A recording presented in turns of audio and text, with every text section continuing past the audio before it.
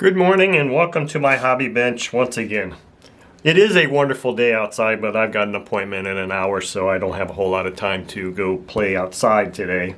But what I do have is this used OS FS-48 Surpass engine. This is a recent pickup from eBay, and this is one of those engines that I said, hey, if you can ever find a four-stroke engine that looks like it's in really good shape, for under $100, you buy it. So that's what I did.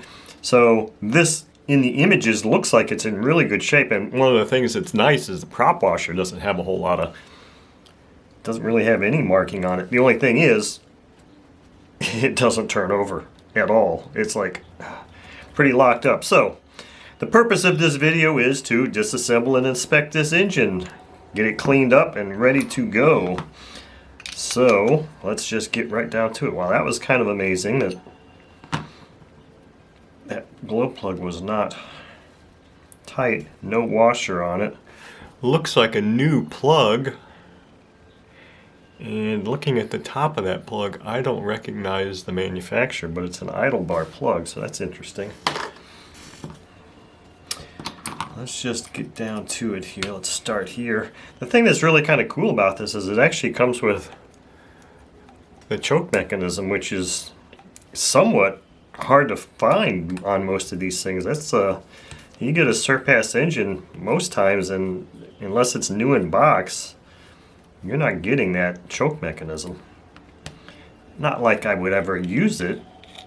Well, I guess I would, and I have in the past. But it's just one of those things that's kind of nice to have. Oh, okay, so we got one of these things here going, where we've got a rocker stuck in a certain position, which means we might have a spring that's not all that healthy. Oh, need to get this carb off here. Got these little bitty cross point screws here.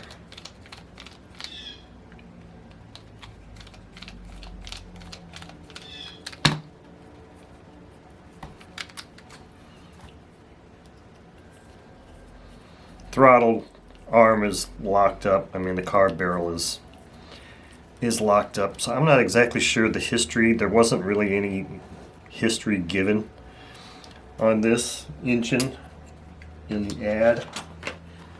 So this is always going to be interesting too. It's like I never really remember if, you know what I think I want to do here first before I go too much further? I can never remember if they actually put gaskets there stock.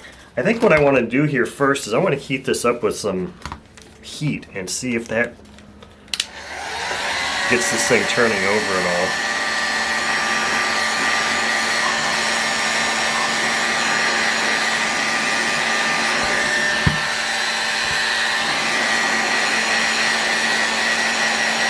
I don't know if this is going to really do much for me other than make it hot and harder to disassemble. But honestly, this engine looks like it has very low time on it. I forgot I took those screws out. Carb. I'm going to go ahead and pop the carb off. Based on the look of these rocker arms, they look like they're don't have a whole lot of runtime on them.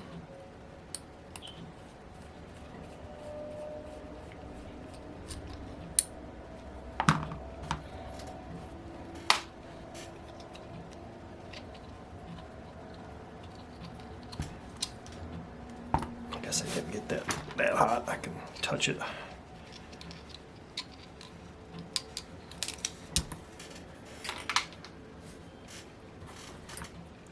No gasket. I didn't think that OS really put a whole lot of gaskets on these things. I think what I want to do now is just take these rocker arms off since the spring is compressed. Wow. That's tight.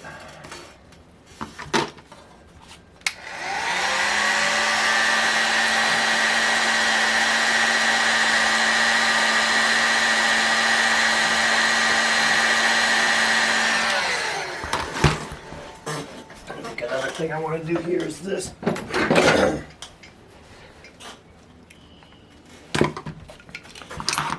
Get my vise out here. Put this thing in the vise. Is it still in frame? Yeah. Just put it in the vise and let's do a little mechanical shock to this fastener here.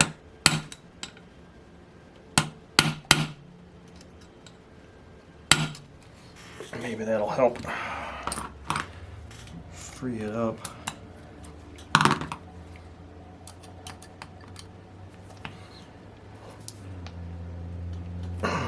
Man, that one is tight. I have to resort to the old L-shaped wrench for this one, I think.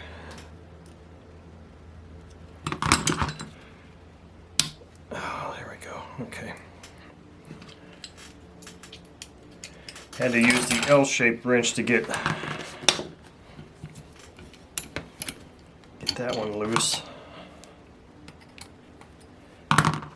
You know, somebody, I think it was my friend Florida Floyd, sent me an email the other day, and I forgot to answer this question. So Floyd, if you're watching this, here's the answer.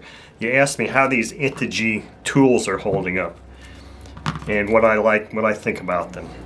Well, I can tell you, I think the tools themselves are good, but the problem I'm having with them is that they just look so similar. I'll grab one and maybe it's just my eyesight, but the tips just look so similar. I don't always have them laying like this, where you can see the sizes on them, because that's only written on one size instead of being on the rear end here, which would be nice if it was there, or having it printed everywhere so you could just quickly grab the right one, because that would help me a lot. But other than that, I mean, these tools are fantastic. I don't have any complaints whatsoever. But sometimes it is a little challenging to see what tool it is I'm grabbing.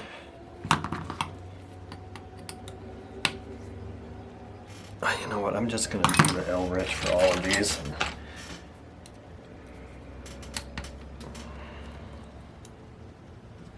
Just make sure I've got full engagement.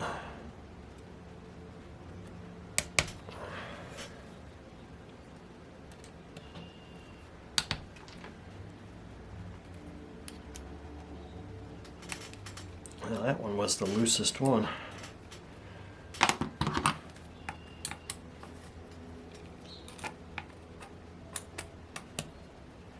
So the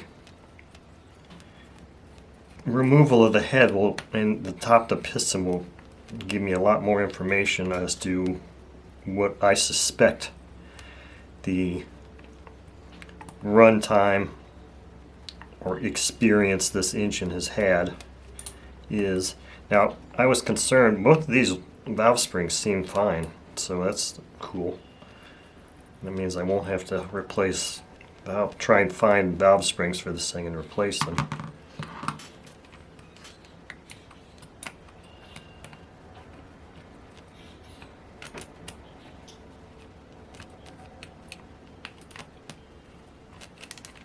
Okay, here we go. Ooh. Okay, so this has got some time on it. Oh yeah. It's got some time on it. The outside of the engine looks a lot better than the inside. Valves work. They're just pretty carboned up. So this engine has got some experience. That's for sure. I want to take that off. Yeah. Let's pop that.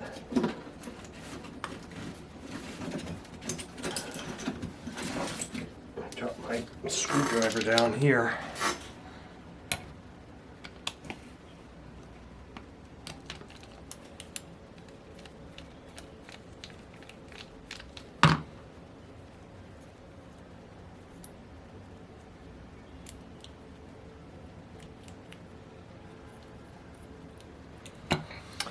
Now we need a really tiny one. What is this? This is 1.5.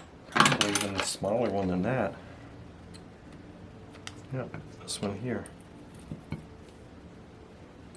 Which is a 1.3 millimeter for that little bitty set screw that was on the choke mechanism.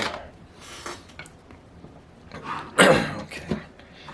Do we take a chance on these rear cover screws? Oh, damn. I've got a thing on my elbow. I've got a little bit of an elbow thing going on right now. I think it's from so much pull starting of a chainsaw in the last few months. And it kind of, to do that twisting motion really puts a little bit of strain on my joint there.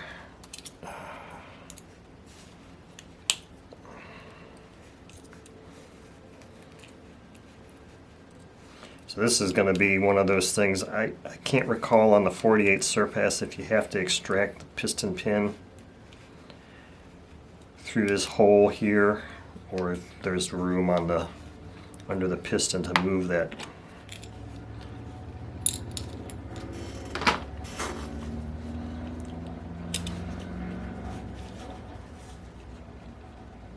It's interesting that this still isn't rotating.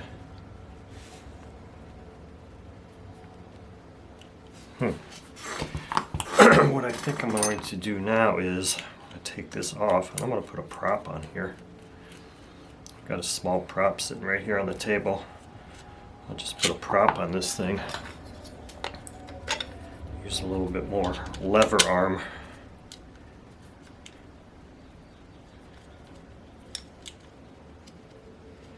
To turn this thing over and see if we can see why it wouldn't be turning over. Maybe there's just some cam issues here.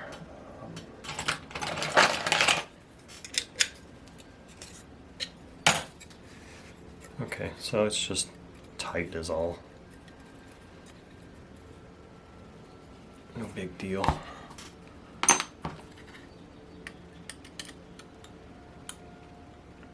Again, that's not quite the right size.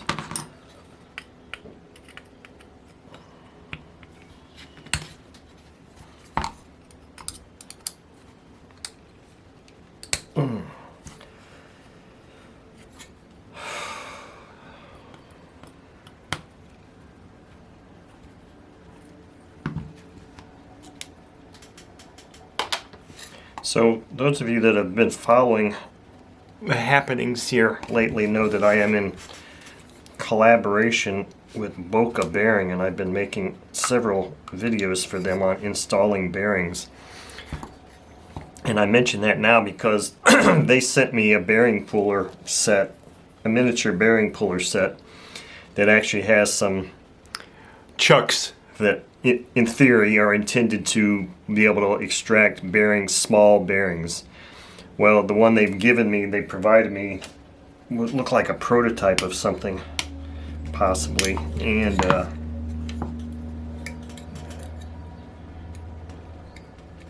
just have to heat that up. And I'm assisting them in making some modifications to the dimensions of it so that it can actually reach in there and hopefully grab onto that, because it's a little needle chuck that goes in there. It's got a slit and it goes in there, and it's got ridges on the outside, and it expands as you screw a receiver chuck in, or a needle chuck into the receiver extraction chuck, I think is what it's called. Now, in theory, the design of that puller set is really for bearings that aren't press fit. It's for extracting bearings in like RC car wheels, things that don't get really hot.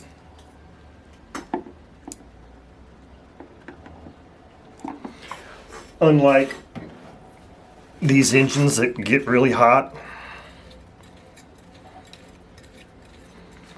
So I'm not sure how well it's going to work, but I am in the process of assisting with getting some different dimensions, and hopefully they're going to come up with a different tool that will allow at least in theory, to go in there and grab. This one is not so tough. You drill a hole in a piece of wood and stamp it in there, and then you tap it out. This one's not tough to get out. But it's the one that's inside the crankcase itself that can be a real bear to get out. And I'm not sure why this thing is not. Unless it's just stuck. I'm probably going to have to really heat this thing up now. Get these other things motivated to come out. So anyway, hopefully in the future we will have a tool, not only for me, but one that can be purchased that will enable much easier extraction of that camshaft bearing and make servicing these engines a much easier thing to do, at least in the respect of replacing those bearings. Now granted, those bearings don't go bad very often, but still it would be nice to be able to do that, because Boca sells a complete bearing set to these engines to include those.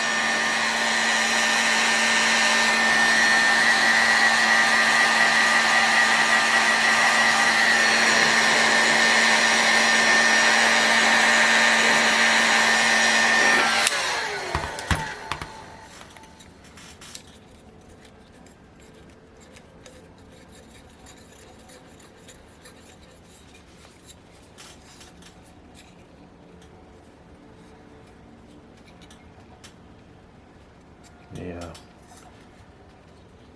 Looks like that cam is stuck.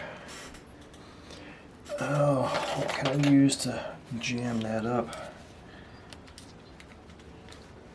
Oh, there we go. Okay, it's not stuck now. Now I should be able to get this guy out. At least it's moving. Siri, how much time is on my timer? There's a timer with about 9 minutes left. Yeah, I don't have a whole lot of time here. I may have to finish this up in a few hours or maybe tomorrow. For some reason that's really being a real pain to get out.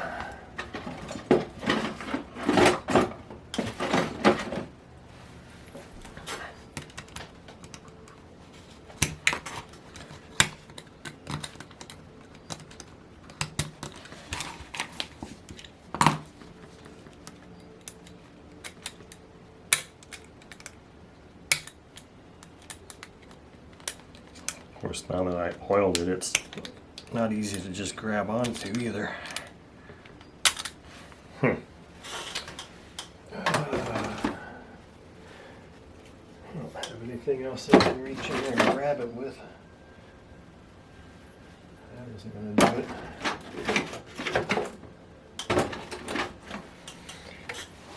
Alright, well, let's see if I've got... At least I had a popsicle stick in here so that I could attempt to push this sleeve up.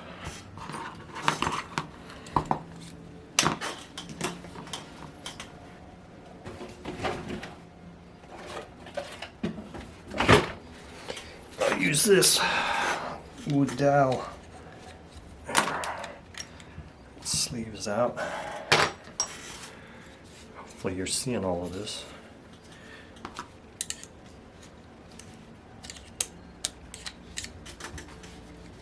Can't remember if I'm going to have to do that, pull that piston pin out of there or not. Looks like, oh yeah, there's probably not enough space there. Looks like I'm going to have to do a servo screw and start screwing it in here. Pull this retainer out.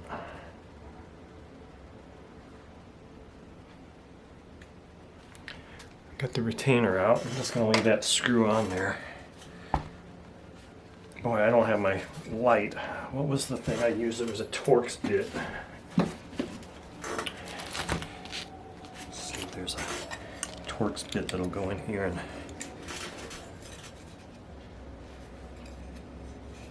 Well, I really should turn more lights on, I think.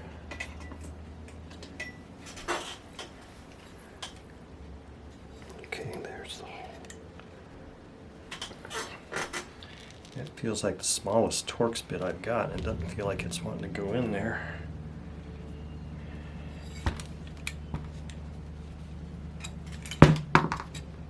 Thing's not too hot.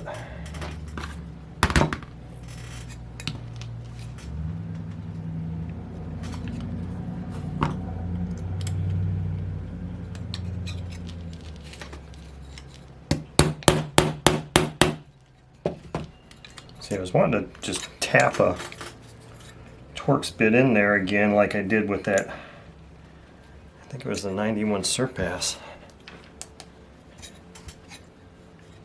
Or it was a 120 Surpass. That's the smallest Torx bit I've got. And it's not wanting to go in there like that. I wonder if one of these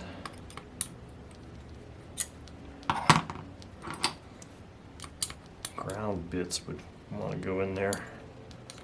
I'm not sure how I'm going to get that thing off there at this point now. I'm going to have to come up with another screw or something. So I'm approaching my time limit of having to get to my appointment. So I'm going to have to bail on this video right now and pick this up at another time.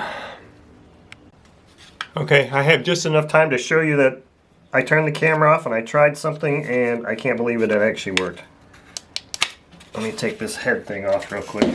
So I have a punch set from Harbor Freight, and one of those punches fit really nice right in that hole. Now if I can just get it off. Anyway, and I heated it up just a little bit. So I pushed this punch pretty far down onto this thing. I'm gonna have to find a way to get it off without damaging it. And there goes my timer. Siri, stop the timer. Siri, stop the timer. Anyway, I heated it up just enough and then I just pulled on it and boom, it came right out. So, wow, that's really hot. So there you go. It's out. So the punch, and I didn't tap the punch in, I just pushed it in because see, it tapers. It starts to taper, but the taper was not such that it was going to push out on that retainer. So now I just have to get that off. But anyway, I got to go to my appointment. So that's the success there. Okay, so here's all the clean parts of this, or at least 90% of them. There's a couple screws and stuff left in here of this FS-48 Surpass engine. But first, I want to apologize because I know I started this video with a complete doing the disassembly. I had a time crunch, hi Sasha, where I had to get to an appointment, and then when I came back from the appointment I had all kinds of other things to do, and I started continuing working on this. Didn't turn on the video because I just didn't feel like talking while I was doing it. So the things that you missed was I had turned off the video, but I managed to pull that piston pin out from here, and Sasha just found one of her toys that started up. Let me go turn that off real quick.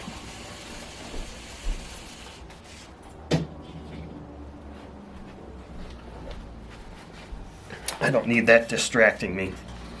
So I pulled the piston pin out using one of those punches from Harbor Freight. Well, that was wonderful. That worked out great.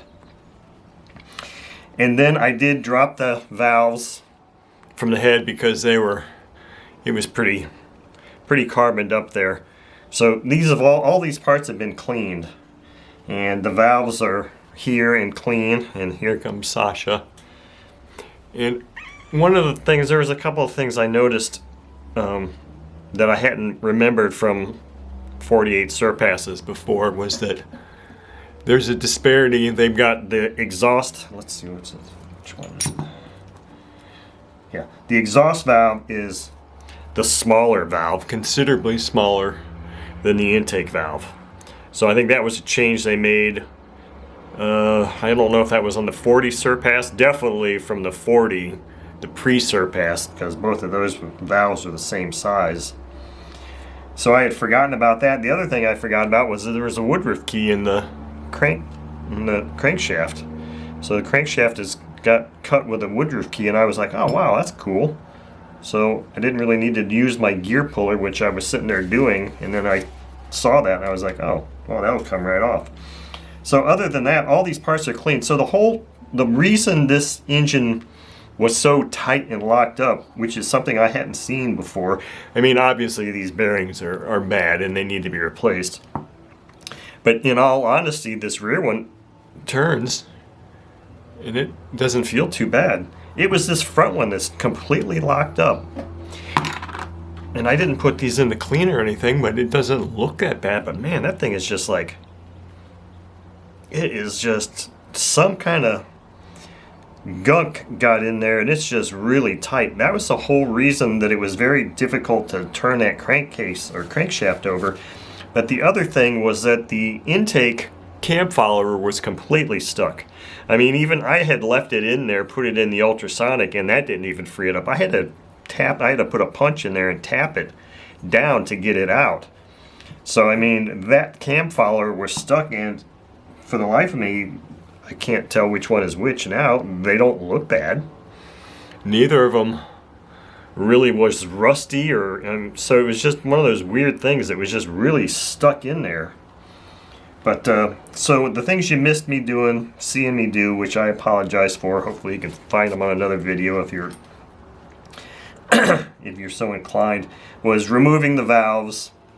And in the past, I don't know if you can see these little bitty clips. They're not clips like on some larger OS engines. They're just C's that just kind of swaddle the top of the valve. So in the past, what I've done is I've used like a little wrench, and I've depressed on the retainer, a wrench that just fits right around that retainer. But you know, lately, since I've got a little bit longer thumbnails, I've just been kind of going down with my thumbnails and getting it past, pushing it down beyond where I can grab those and just kind of push one of those things out with my finger and then grab it with a magnet. And that's how I've been pulling valves lately off these engines. The carb was completely froze up. It's freed up now. I don't know why it was frozen up, because it's not, I don't know, there's just some strange things with this engine. And the other thing that I thought was interesting is that it looked really good on the outside. Before it was even cleaned, it didn't look bad. It looked really clean. But yet the top of the piston was completely black. I've got 98% of that off now. I'm not going to worry about the rest of this. The ring feels fine. We'll see when I put it back in there if it has compression. But it looked like it had quite a bit of runtime, because there was a lot of carbon under there. I think I showed you that.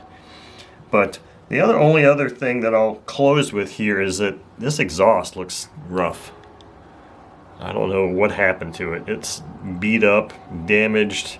Looks like maybe the end cap came off and somebody tried to weld it back together. So this exhaust is kind of weird, and it's got a hole drilled in it. So I don't know what happened. The exhaust is by far the worst part of this engine. I've got a set of bearings for it. I'm not replacing the camshaft bearings because they're fine. Most times they don't need to be replaced. But so that's the story with this 48 Surpass engine. It's going to have new bearings in it, be put together, and this will be yet another engine that I can run here when the time comes for running engines.